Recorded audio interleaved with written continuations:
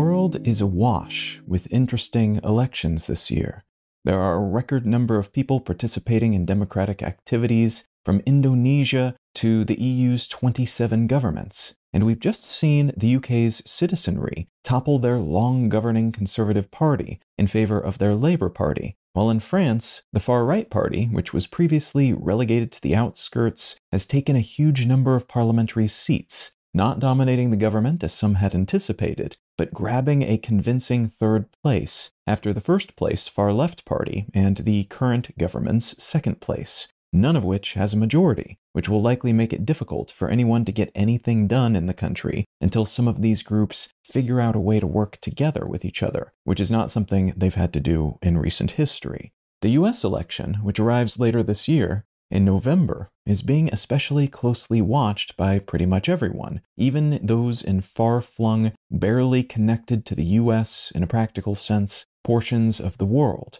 because the stakes are very high. The US remains the most powerful nation on the planet, according to most metrics, and it sets the tone for a lot of geopolitical happenings as a consequence. It's also being watched because the visions of the two leading contenders and their respective parties could not be more different. We've also seen a recent wave of pushback against current President Biden, who is 81 years old and who has been showcasing some of the consequences of age in a very public manner in recent weeks, perhaps most notably during a debate with his opponent, former President Trump, in late June. Biden seemed visibly and audibly not well during that debate. He stumbled and mumbled and lost his train of thought near constantly, and this brought to the forefront a till then simmering discontent with his advanced years and all the potential ramifications of those advanced years when it comes to running a country like the United States, and that discontent was from supporters within his own party. At the moment, as of the day I'm recording this at least, Biden is saying that he will remain the Democratic candidate and that those murmurings will die down because that was just a bad night and he is committed to regaining everyone's confidence. But there are folks within his loyalty base, including those on the editorial board of the New York Times and some of his most prominent campaign funders, who have called for him to step aside, to make way for someone younger who can continue to carry the torch for the things that he has done while in office. It's time to allow someone like his vice president, Kamala Harris, or possibly someone else from within the party, though Harris seems like the obvious choice for many reasons right now, to step in while there's still time to shift the narrative and get people used to the idea of someone else leading the ticket. That's the dominant argument right now, at least. It's anyone's guess as to whether that'll happen. Some prediction markets indicate the odds are something like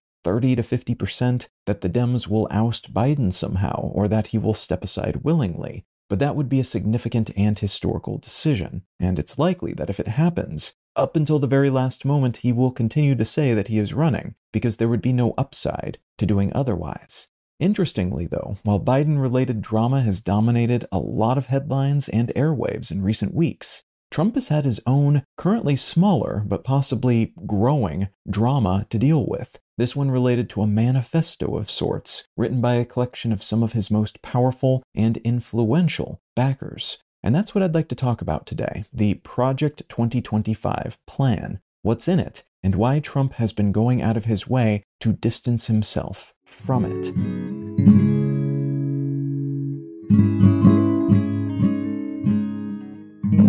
You're listening to Let's Know Things. I'm Colin Wright. Learn more about Let's Know Things, subscribe to receive free email updates, and or become a supporter to receive monthly bonus episodes at letsknowthings.com. Donald Trump's official proposal package, the jumble of policy ideas most campaigns put together and publish as a sort of here's what we believe and here's what we'd like to do document that they can then point at while running for office, is called Agenda 47. And as tends to be the case with these sorts of documents, it contains all sorts of ideas about all sorts of things, including but not limited to implementing universal tariffs, on all imported foreign products, while lowering taxes on all American people and businesses, cutting federal funding for any school or educational program that teaches critical race theory, increasing the president's ability to fire whomever he wants, and negotiating an end to Russia's invasion of Ukraine within the first 24 hours of Trump stepping into office. Some of these policies were met with general widespread favor, like implementing term limits on Congress people and keeping federal employees from taking jobs with the companies they regulated while working for the government, both of which could tamp down on various sorts of corruption and regulatory capture by business entities. Others were met with general happiness from folks on the right side of the US political spectrum, like cutting federal expenses, killing off policies that allow gender-affirming care, and labeling news entities that do not toe the political line, saying anything that goes against what Trump's people say, basically, as misinformation or disinformation. Still, other policies have been criticized even by people on the right, though, because they basically seem to serve Trump's desires, but don't necessarily align with the broader movement's ambitions, giving Trump the ability to investigate and potentially even imprison his political enemies and folks in the press who say things he doesn't like, for instance. Agenda 47 was getting a lot of promotion from Trump and his campaign up to the early months of 2023, when they were still releasing video clips of Trump talking about specific aspects of these policies. But following that final push, they seemed to step away from it, apparently deciding it was better to keep their specific policy ideas vague, as otherwise their opponents and the press could call them out on its specifics, and in some cases because their own people would not like something they were proposing, and keeping things fuzzy allowed them to talk around those ideas in the moment. It's much more difficult to criticize and critique something if a campaign does not ever say anything concrete, and seems like they're willing to bend on just about everything they do say, depending on who they're talking to. That pivot toward a blurrier version of the future of the country seems to be part of why Trump's campaign has been trying to distance itself from another policy document, this one called Project 2025, and penned by folks working with the conservative think tank, the Heritage Foundation. Trump even went so far as to say, unprompted, that he did not know anything about it, the former president posting on the Twitter clone that he partially owns, Truth Social, quote, "I know nothing about Project 2025. I have no idea who is behind it. I disagree with some of the things they are saying, and some of the things they're saying are absolutely ridiculous and abysmal. Anything they do, I wish them luck, but I have nothing to do with them." End quote. This statement, as has been pointed out by numerous in-the-know political analysts, is riddled with, let's call them, fabrications. More than 200 of Trump's former officials and current campaign employees and allies have worked on elements of Project 2025, and the Heritage Foundation, and many of the people who run or are otherwise aligned with it, are his biggest donors. He knows these people, he hangs out with them, he relies upon them for campaign funds and to rally his base, and many of his policies from when he was in office, including some of his statements and other specific details, were proposed and in some cases even written by folks at the Heritage Foundation. So while there's a chance that Trump genuinely does not know anything about this document or the people who wrote it, that would imply that he's either so far disconnected from his campaign and the administration he supposedly ran while in office that he can barely be said to have been in office at all, or he's so far gone mentally that he actually can't remember, in which case his state of mind would arguably be the bigger scandal here. Assuming that he does know about this document and who is pushing it, though, it makes sense that he might want to distance himself from it, in part because of that aforementioned strategy of keeping things blurry enough that everything is deniable, and in part because of what it is. 900 plus pages of plans for installing what most independent analysts are calling some version of an authoritarian regime or a Christian nationalist kingdom in the United States. It proposes doing this rapidly, providing step-by-step instructions for how Trump could whip into office following a 2024 election victory and within 180 days or so, basically restructure the whole of the government so that he would wield near absolute power, would do away with the systems of checks and balances that could prevent him from doing whatever he wants, and would thus be able to implement the Heritage Foundation's far-right, fundamentalist Christian-oriented plans. The document does not mention Trump specifically because the Heritage Foundation is technically a nonprofit and thus cannot be directly demonstrably involved in supporting one political party or another, lest it lose that tax-free status. And in the eyes of the folks writing these policies, many of whom have been involved in past administrations and who thus have a solid understanding of how the government works and how to get things done quickly within that system, in their eyes, this is not an instruction manual for an overthrow or gutting of the democratic system. It is a battle plan for good Christian soldiers who want to see their country revert to its, in their minds, Christian roots after generations of straying from that path. To most nonpartisan outside analysts, though, folks who know what they're looking at with this sort of thing, Project 2025 amounts to a guide specifically aimed at Trump and his people for how they can enter the White House post-electoral victory, strip the system of any means it has of fighting him and his whims, and how they can systematically wipe out all opposition, including those within the government, but also outside political opposition, journalists, and other outside entities that typically serve as a check on those in power in the United States. And they've done this, seemingly at least, because they see Trump as their way into government. Christian nationalist political candidates, with rare exceptions, do not win many elections, and when they do, they're often successfully challenged in the next election. This approach to governance would allow them to bypass the democratic system and take control of the reins of government. And that, in turn, would allow them to work their version of fundamentalist Christianity into U.S. federal law, to reshape law and government in their preferred image. Again, this is a more than 900-page document, so there are a large number of policy proposals and plans, but they almost all orient around implementing fundamentalist Christian ideology as law, including banning all types and methods of abortion and contraception, criminalizing the production and consumption of pornography, removing protections for groups that have been traditionally discriminated against, including people of color and folks from the LGBTQ+ community, and removing the separation of church and state, making the U.S. formally and in a legally binding and enforceable way a Christian nation. These plans would allow Trump's administration to essentially get rid of the so-called administrative state, to do away with a slew of government bodies and agencies, including the Department of Education,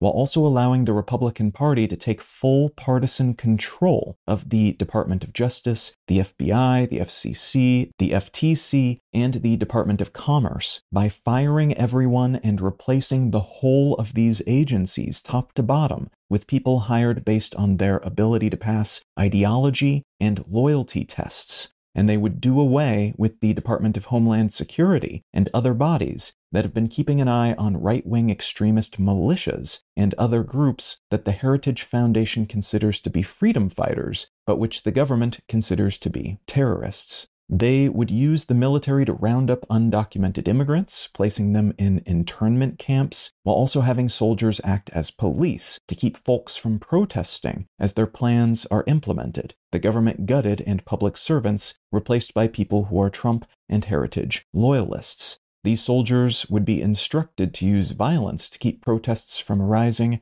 and spreading. The National Guard in red states, those that consistently vote Republican, would also be deputized as immigration enforcement officers and deployed to blue states, those that consistently vote Democrat. These policies advise doing away with renewable energy programs and projects, protecting the fossil fuel industry indefinitely, and incentivizing the production of more oil and gas and coal, while making the production of more wind, solar, and similar types of energy nearly impossible. They want to restart nuclear weapons testing programs, build a lot more nukes, and only extend the U.S. nuclear umbrella, which is the country's promise to basically use nukes to protect sovereign allied nations from invasion and being nuked themselves, to NATO countries, and to only respect the U.S.'s NATO responsibilities for NATO nations that spend at least 2% of their GDP on their military. There are guidelines for how to privatize essentially everything, and for removing the government's power to influence or regulate the free market almost entirely. It would do away with most social programs, and taxes would be reformed to dramatically reduce those applied to businesses and wealthy people, while also reforming how Congress works so that increasing taxes by any amount and for any reason in the future is a lot more difficult, creating what they call a wall of protection for businesses and the wealthy to whom these tax reductions would apply. Again, that is just a brief cross-section of what this document calls for, but I think it gets the general point across. And the response to this document has been telling, as some subsection of the country has been positively thrilled by it, considering most of its tenets to be obvious and wonderful, and seeing the blitzkrieg-like implementation of these policies, whipping into Washington, D.C. alongside Trump and passing as many of these things as possible within mere weeks of his inauguration to be one of the most beneficial things that could possibly happen to the United States, a country that they, almost universally, see as a failing, flailing state that has wandered too far to the left, has been taken over by the secular and the woke, and which has thus lost what made it great to begin with. The opposite response is that of concern and even horror that something like this is being considered, and that it's being so brazenly and publicly proposed by some of the most politically powerful people in the country. When Trump first came into office, he was seemingly unprepared for the task, and a significant portion of his time in the White House was spent just getting his government set up, something that by some estimates never really fully happened. And part of the idea here is that the Heritage Foundation is offering to do all that work for him, having handpicked and trained people for this task, in some cases for years, giving him a pop-up government from day one that would, in practice, make him something closer to a monarch than a president. And all he has to do is say yes, and allow them to implement their vision for America through his administration. In doing so, in the trade-off, he would be empowered to take revenge on the people that he believes have wronged him. And there's apparently a list of such people. His former chief strategist, Steve Bannon, recently said on a podcast that the former president is quote-unquote dead serious about getting revenge on his enemies, especially political opponents and members of the media that he feels have mistreated him. Former U.S. National Security Council advisor under Trump, Kash Patel, on the same podcast episode where Bannon made that threat, said, quote, "We will go out and find the conspirators, not just in government, but in the media. Yes, we're going to come after the people in the media who lied about American citizens, who helped Joe Biden rig presidential elections," end quote. It's worth mentioning here, too, that the leader of the Heritage Foundation, on Steve Bannon's podcast, The War Room, recently said that the Supreme Court's ruling on presidential immunity, which is broadly seen as favorable to Trump's position in the various court cases he still faces, will reinforce a, quote, second American Revolution, end quote, which he says will, quote, remain bloodless if the left allows it to be, end quote. The unconcealed implication being that the right, under Trump's banner and with the support of Heritage and similar groups, is launching a revolution, intending to remake the American government in their image, and if the left, their political opponents, stand in their way at the ballot box, keeping them from doing this peacefully, physical violence may be necessary to make what they want to happen, happen. The ruling he was alluding to, which said the U.S. president could not be prosecuted for things done while in office, while working on presidential things, would allow Trump, if he returns to office, to get away with just about anything, as long as he could say he was doing it as part of his job. So the argument is that these Project 2025 plans could be implemented relatively easily, as long as Trump is willing to do a bunch of illegal stuff, which wouldn't be illegal because he would be president, and could systematically strip the government of its ability to fight back, its authoritarian immune system rendered impotent, all while enjoying that legal protection. The degree to which this will matter, in the immediate future at least, comes down to who wins at the ballot box in November, though there's a good chance Heritage will continue to push this agenda in the future as well, either way, and there's a non-zero chance they could push for some kind of violence if Biden, or whoever is chosen by the Democratic Party to run in his stead, win. leading up to the election, Trump may successfully convince those who don't like these policies and the movement behind them that it's got nothing to do with him, and that he'll be doing his own thing if and when he returns to office. The heat may also stay on Biden or whomever replaces him, if someone ultimately does, stepping in for him on the Democrats' ticket. So this Project 2025 thing may remain a second-tier story in the press. In that latter case, though, if the Dems try to replace Biden with somebody else, the Project 2025 people have said they will hold up the election and nomination process, flooding the zone with lawsuits and other legal challenges in order to keep the Democrats from focusing on the election and the issues they would like to keep at the forefront of the public conversation. So there's a chance this group could influence the election from that angle as well. It's possible, of course, that Trump will genuinely push back against this group rather than just seeming to, as heritage in many ways would become a second loci of power within the government, challenging Trump's own power even as they position him as a figurehead for their activities. They would reinforce his position, grant him new powers, and thus allow him to pursue whatever agenda he likes, including a revenge tour if he so chooses, and that could prove to be too compelling to ignore. But he could also resent their behind-the-throne support, realizing that they hold a lot of cards that he does not, and that could keep him from fully embracing their vision and offerings, maybe giving them a little leeway, but otherwise doing his own thing. Again, at the moment, Trump seems to be distancing himself from a group that's pitching broadly unpopular policies that the majority of the US electorate would not support, and there's a chance he will continue to distance right up to the moment he has the presidency again, at which point he could allow Heritage to partially or fully move forward with their plans. All of this is very new, though, and in addition to it not being clear that Heritage's theories on how to change the government would work, it's also not clear that Project 2025 would be implementable, even most of it, without a majority in both the House and Senate, in addition to holding the presidency. So this could turn out to be an ambitious dream and nothing more than that, if a lot of things don't go really well for this branch of the Republicans in November. But it could also end up sparking a huge anti-small d Democratic movement as well, if enough cards turn up their way in the coming months.